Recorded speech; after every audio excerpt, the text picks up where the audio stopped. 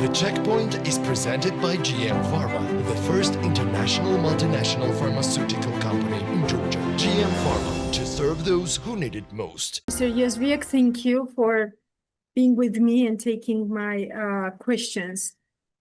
Let us start like this. I mean, what would you call at this point EU-Georgia relations? I think they are probably at the lowest I have seen since I started covering EU-Georgia relations, maybe in 2008.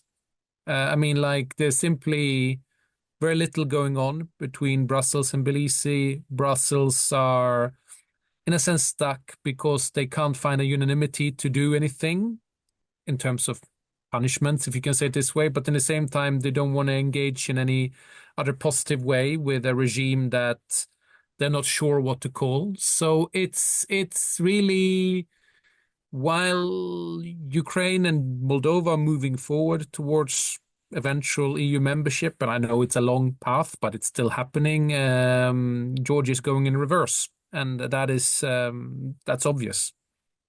How do you read? I mean, what are the main messages coming from Georgian dream towards EU and vice versa, from the EU towards Georgian dream?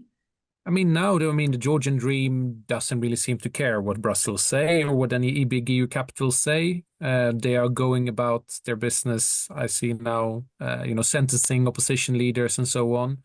So I don't think that they really have much interest in approaching Brussels, and Brussels is picking up on those signals and are not really, engaging with Georgia. So it's very much a relationship that you wouldn't normally would see with a candidate country. I mean, an EU candidate country is engaging with Brussels on pretty much everything, every week, every month in various sort of fora.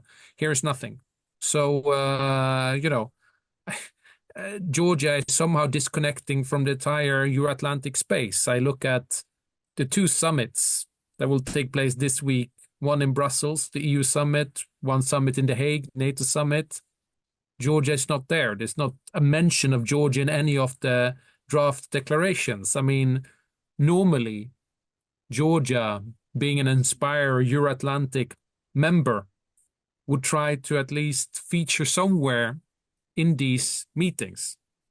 Now that's not the case, so I think that gives you an indication of. Is it the normal way that the EU is dealing with Georgia being the candidate country status and going further and further in the values that brought this candidate status to the country in the first place? I mean, yeah, in a sense, it's sort of the European Union has so many other things to deal with now. So if Georgia is not willing to get closer, and they have indicated that they're not that they're not willing to do that in the next couple of years, the EU is not gonna, run over itself just to re-engage with Georgia. There are other more important things to deal with. Ukraine, Moldova, Western Balkans, now everything that's happening in Iran. So the EU has enough on its homework list not to having to care about Georgia. And if Georgia is not interested, which they clearly aren't, then, well, that's the relationship. It's a candidate country name only. So do you think it is overestimated what type of importance might Georgia have for the EU in terms of its geopolitical location, or whatever we heard was important to the EU at the point when Georgia was an aspiring country and on track on its Euro-Atlantic integration? Yeah, I mean, look, okay, Georgia is still being discussed. It was still discussed by EU foreign ministers yesterday, but let me paint the meeting for you. It was a meeting that started at 9:30 and finished around 6 o'clock. So let's say it was, 9 hours. They maybe devoted 20 minutes to Georgia at the very end, when pretty much many foreign ministers had gone home already. Like other than that, they discussed Ukraine, Middle East, and that's it. So and China as well. But so Georgia is not really like it was put there as a sort of discussion point again to see where we are. Maybe they will discuss it next month, but Georgia is slipping away from the agenda in the sort of same way as a smaller candidate country that shows no interest is. I mean, I would compare it to a certain extent with North Macedonia. At one point in their recent history, were very interested in joining the EU, but now they're not because they're having this bilateral fight with Bulgaria. North Macedonia is nowhere again. And this is the sort of thing with Georgia. Georgia is sort of like has become the North Macedonia of the eastern countries where, like it's not being talked about really. And that's where we are. So what is the role of the European Parliament in this overall say of the European Union structure, if I'm putting that into words correctly? I mean, because we see European Parliament fighting for Georgia, right? Passing resolutions, calling on sanctioning the individuals who are responsible for diverting Georgia from this path. Yeah. In the same time, I've always said this, and I've been always very clear about that the European Parliament is not really a foreign policy player. Their resolutions are non-binding. But what they are doing, though, is that at least it's the Brussels institution that still mention Georgia every now and then and brings it up on the agenda. You saw the resolution last week, and I think the next step that will come is in July. They will likely have this yearly report about Georgia, which will also be very damning. I wouldn't be surprised if, for example, Mzia will be nominated for the Sakharov Prize. So this sort of thing will be, later in the autumn. So the European Parliament will be the chamber where Georgia is talked about. But it's very important to remember that it's just being talked about. The main decisions must still come from the Council, from the Commission, and there, I think things are frozen, essentially, and that's sort of what we're looking at. But let's say, the Commission will come with an enlargement report in the autumn as well, and there, I think the report will be very difficult read for Georgia because it will be very negative. I can already say that now, even though it will come in October. So, there's not much good news coming from Brussels anywhere, whether it's Parliament, Commission, or Council.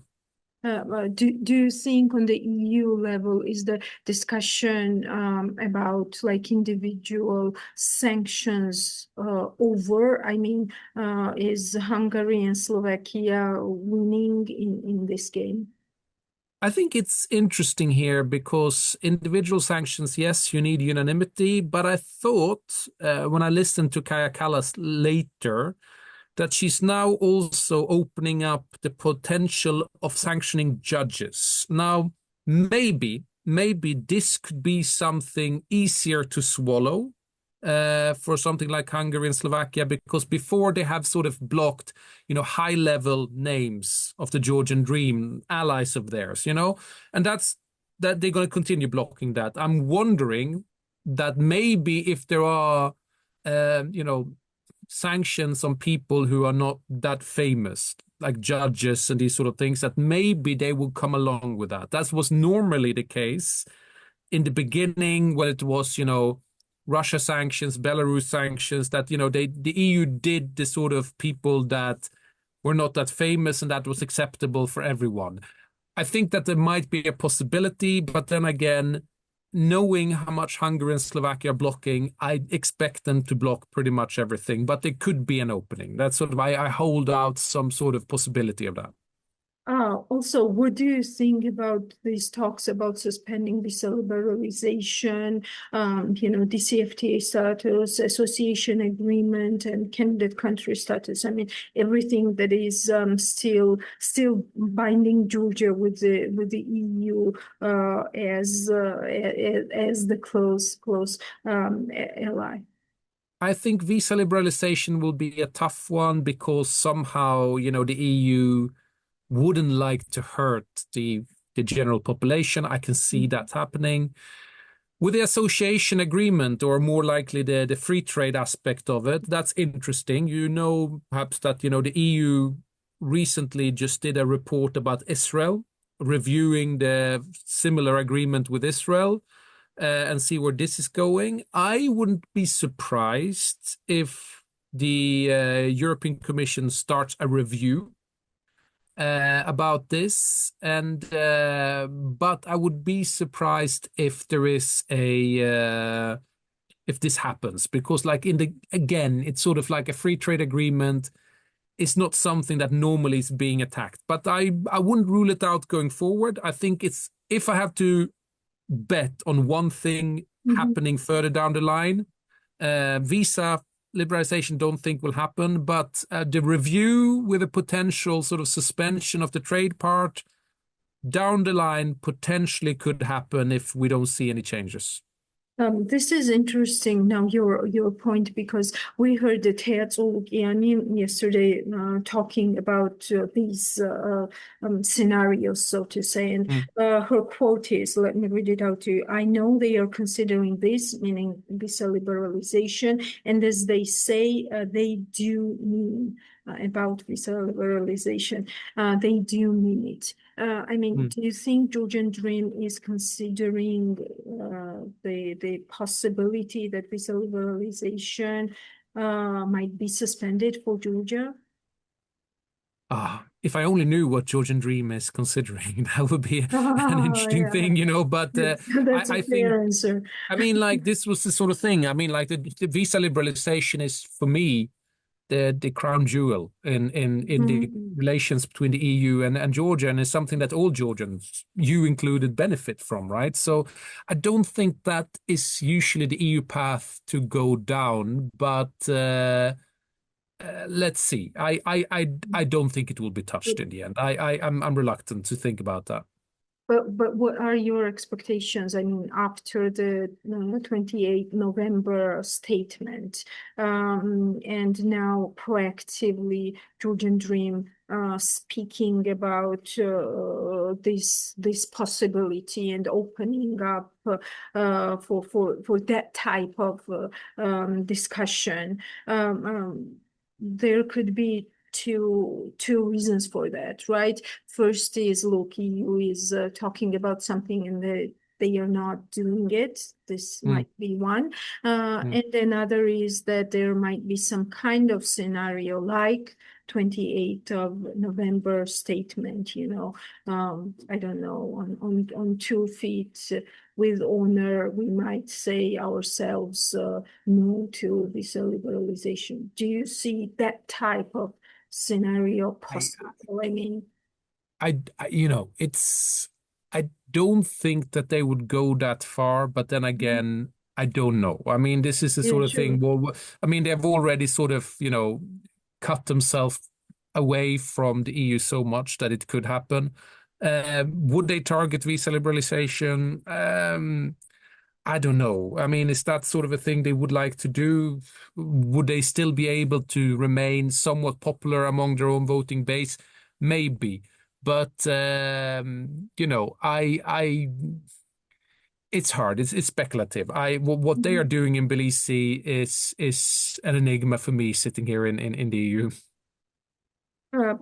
Also, do you think electorate base and like rules of democracy matter in Georgia at this point still? Because probably you are watching, you are seeing the laws, the preferential laws being taken, laws on grants, Georgian FARA, changes to the broadcasting law. I mean, these are like consolidation of censorship, and you know, and these are not like my personal opinions, so to say, No, right? this is clear. These are this is clear. So do you think that mindset and that thinking that we used to have when we believed that democracy was still in Georgia applies to what we see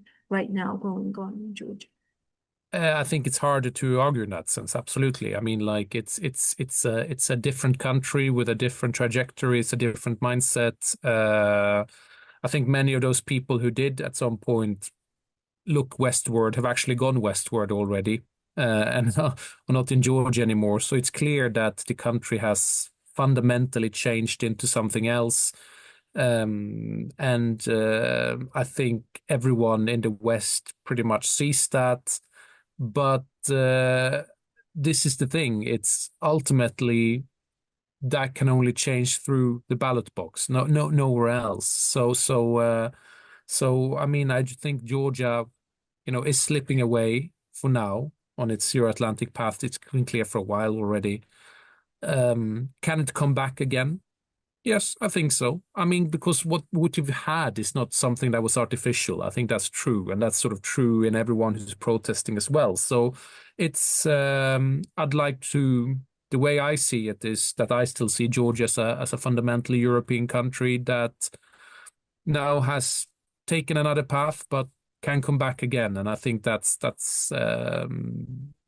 entirely possible because the Georgian people, I think, have not changed their mind fundamentally about where they want to see themselves in the future. Rikard, knowing the logic of Brussels and officials and EU and how EU like digests things and processes, what would be a wiser political decision at this point for the opposition to be involved in these elections that are coming up, or to kind of like protesting against it and not participating, since nothing has changed, right? Nothing will be changing. CC won't be changing, the rules won't be changing, and we have all these laws that kind of like consolidate all this censorship and grip on rule of law, on everything.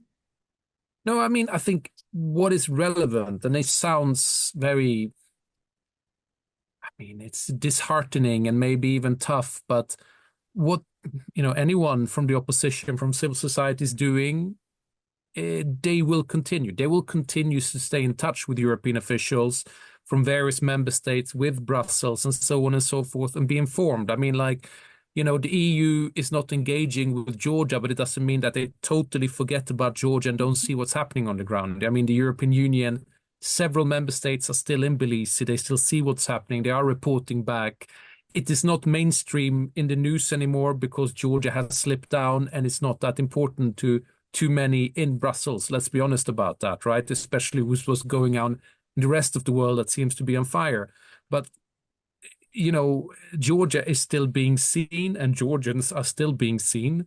And there are, while we cannot expect any sort of huge, big decisions in their favor, other than, of course, financial support, being seen and being heard will always be there, and they will always have people they will speak to. That's true for all places. This is true even for, even more oppressive regimes, that the people in there, the civil society that still exists, are being heard. Now, is that much of a confidence boost? Is that much of a gift? No, but this is a long road, and it's rocky right now, but that's how it is. Like the European Union will not completely abandon Georgia. That's not the way they do with neighbors. But right now relations are not good. But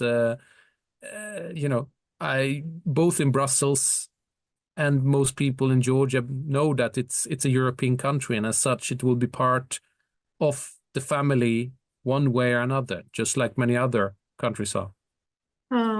Thank you for your time. And my last two questions. First, I mean, how long can Georgian dream, in your opinion, fake to some extent the picture that these political, geopolitical, whatever tensions are not touching the economy, investment climate, investor interest in Georgia? I mean, normally what happens is that these sort of things, this sort of impunity can go on for quite some time. I don't think this is the end. It will go on, I think, because the issue is, and I've alluded to that in several of my previous answers, Georgia is not in the center of attention of the Western world anymore, and then there is leeway for any regime to do sort of as they please. So the answer to that question doesn't lie in Washington or Brussels or elsewhere. It lies with the Georgian opposition and people in Tbilisi, how much they are willing to take on this, and they either vote with their feet, which I've said before that many have already left Georgia, or they be on the streets, which they are and probably will continue to be. So the question of how long this is going to last is a question, I don't think for me. It was not even for someone in Brussels. It's a question for the Georgians themselves, how much they're okay with this. Yes, but we are still talking about the people who already know what they want from Georgia, and the people that are certain that Georgia's future lies with Europe and in the West. What about the people that still support this government? What about the business circles? I mean, that yesterday Mamuka Khazaradze and Padri Japaridze were jailed. These are the two people who have built TBC Bank. I mean, one of the largest and systemic banks in Georgia, and we haven't still heard anyone from the business community talking openly what's going on in Georgia at this point. Yeah, no, I'm not surprised. I mean, in a sense, I know that, this is the thing with any repressive regime, that it's feared for as long until it's not feared and someone speaks out. But I'm a bit worried that it will continue for a long time, because, I mean, I can draw parallels with Russia, because we always thought, at what point does the Russian public say no? When it comes to everything happening in Russia, never happened. I can even draw certain parallels with Turkey. It's the same thing. I mean, at what point, you have the mayor of Istanbul being jailed. Did that create any sort of big ruckus? No, it didn't. So the only people who can change this, don't look to the West to save you.